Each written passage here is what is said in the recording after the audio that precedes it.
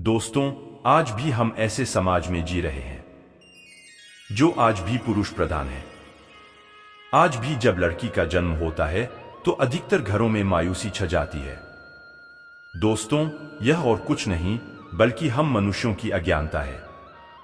लड़की को बोझ समझते हैं, परंतु आपको जानकर हैरानी होगी कि लड़की का जन्म हर किसी के घर में नहीं होता, बल्कि उसी के घर होता है जो भाग्यशाली होते हैं और जिसने अपने पुण्य कर्म अर्जित किया है।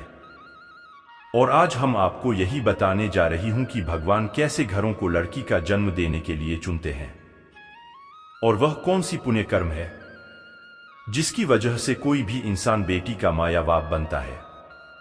नमस्कार दोस्तों, हमारे YouTube चैनल पर आप सभी को स्वागत करता हूं।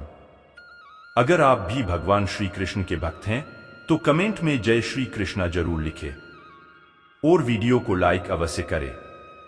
तो चलिए शुरू करते हैं आज की वीडियो।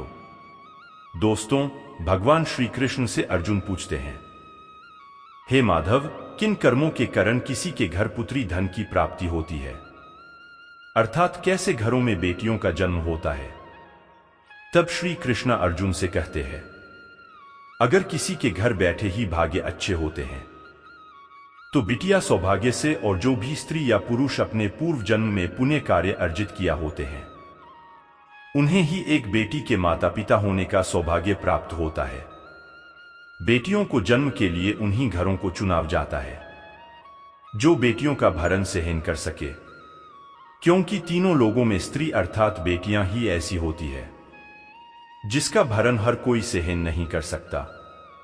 वह बेटियां ही होती है जो इस सृष्टि को निरंतर चलती है, मां होने के लिए अपना सर्वस्व निछावर कर देती है। हे अर्जुन, पर जिस दिन इस सृष्टि में बेटियों का जन्म लेना रुक जाएगा उसी दिन धीरे धीरे इस सृष्टि का अंत होना शुरू हो जाएगा। भगवान श्री कृष्ण के इन बातों पर गौर किया जाए तो उनका कहां बिल्कुल सही है, क्योंकि बेटियां अगर नहीं होगी तो किसी का भी वंश आगे नहीं बढ़ सकता। दोस्तों, आपने भी कई लोगों को कहते सुना होगा कि जिस घर में बेटी का जन्म होता है वह घर स्वर्ग के समान होता है, क्योंकि बेटा तो केवल एक घर को रोशन करता है, बेटियां तो दो घरों को रोशन करती हैं। लड़की माता पिता के घर बेटी के रूप में अपने उत्तरदायित्व का निर्वहन करती है, तो ससुराल आकर एक बहू के रूप में सारे कर्तव्यों का पालन पूर्व करती है। दोस्तों, आजकल आप सुनते ही हो बेटियां बहु परिवार में किसी के मृत्यु होने पर उसका पिंडदान नहीं कर सकती, लेकिन यह बिल्कुल भी सही नहीं है, क्योंकि रामायण में बताया गया है कि प्रभु श्री राम के पिता राजा दशरथ की मृत्यु हो गई तो माता सीता अर्थात राजा दशरथ की बहू ने ही उनका पिंडदान किया था, जिससे उन्हें जन्म मरण के चक्र से मुक्ति मिल गई थी। इतना ही नहीं, हिंदू धर्मशास्त्रों में बताया गया है कि बेटियां भी अपने पिता के नाम का पिंडदान कर सकती है। वही अगर ससुराल पक्ष में कोई पुरुष नहीं है तो इस स्थिति में बहू भी पिंडदान कर सकती है। इसलिए वह लोग बहुत किस्मत वाले होते हैं जिनके घर में बेटी जन्म लेती है। वही वह प्रबल किस्मत के होते हैं जिनके घर एक से ज्यादा बेटियां होती हैं। शायद यही कारण है कि बेटियों को लक्ष्मी कहा गया है। दोस्तों, बहुत से लोगों की सोच यही होती है, बेटी है तो बिना समय गवाएं और इस पर पढ़ाई में पैसे लगे जल्द से जल्द शादी कर दो। लेकिन यह सोच एक बेटी के भविष्य को बर्बाद कर देती है। जरा सोचिए, एक बच्ची के मन में कितने सपना होते हैं, उसे कुछ करना है, लेकिन यह सपना सिर्फ सपना ही रह जाते हैं। इसलिए अपनी बेटियों को सपना पूरे करने देना चाहिए। उन्हें जीवन में हर वह खुशी दे जो उन्हें मिलनी चाहिए। एक बेटे से ज्यादा एक बेटी हमेशा अपने माता पिता के लिए सोचती है। माता पिता को प्यार और अपनापन बेटी ही दिखा सकती है। बेटी के जन्म को एक जश्न की तरह मानना चाहिए। माता पिता को बेटी को हमेशा एहसास दिलाना चाहिए कितनी खास ये बेटी है। दोस्तों, बेटी कभी भी आप पर बोझ नहीं होती, वह सिर्फ अपनी और अपने परिवार की किस्मत बनाने के लिए जन्म लेती है। एक कथा के अनुसार दो मित्र लंबे समय के बाद एक दूसरे से मिले। एक दोस्त ने दूसरे से उसका हाल पूछा तो जवाब में उसने कहा कि मेरे हाल तो एकदम बढ़िया है। और वह भी क्यों ना मेरे 2 बेटे हैं। तभी वह अपने दोस्त से पूछता कि तेरे घर में कितने बच्चे हैं। दोस्त खुशी के साथ बताता है कि मेरे घर में 2 बेटियां हैं। उसका दोस्त भगवान का शुक्रिया अदा करता हुआ कहता है कि मैं धन्य हूं, मेरे घर में बेटियां नहीं। यह सुनकर उसकी आंखों में आंसू आ गए।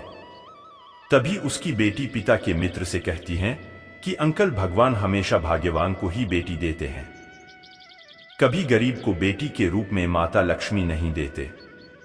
भगवान इसको पुत्री का सुख देते हैं, जिसके अंदर पालने की सामर्थ्यता होती है, जो गरीब होकर भी अपनी बेटी को पाल सकता है। एक बार स्वामी विवेकानंद वैष्णव देवी की सीढ़ियां चल रहे थे। बगल से किसान अपनी बेटी को कंधे पर बिठाकर चढ़ाई चढ़ रहा था।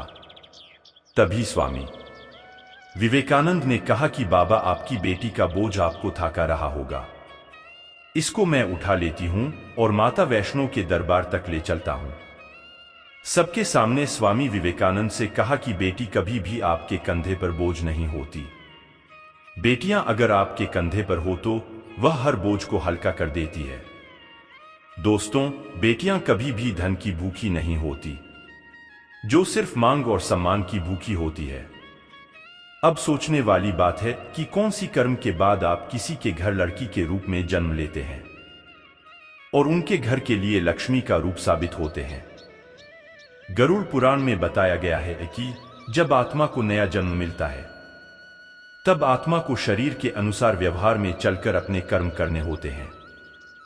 शरीर के जारिये कर्म करके ही एक आत्मा अपने जन्म के उद्देश्य को सार्थक भी बना सकती है और निरर्थक भी। यदि कोई पुरुष महिलाओं का आचरण करता है, स्वभाव में महिलाओं वाली आदतें ले आता है या वही काम करना चाहता है जो एक महिला को करना चाहिए, तो ऐसे ही पुरुषों का आत्मा स्त्री का शरीर धारण करती है।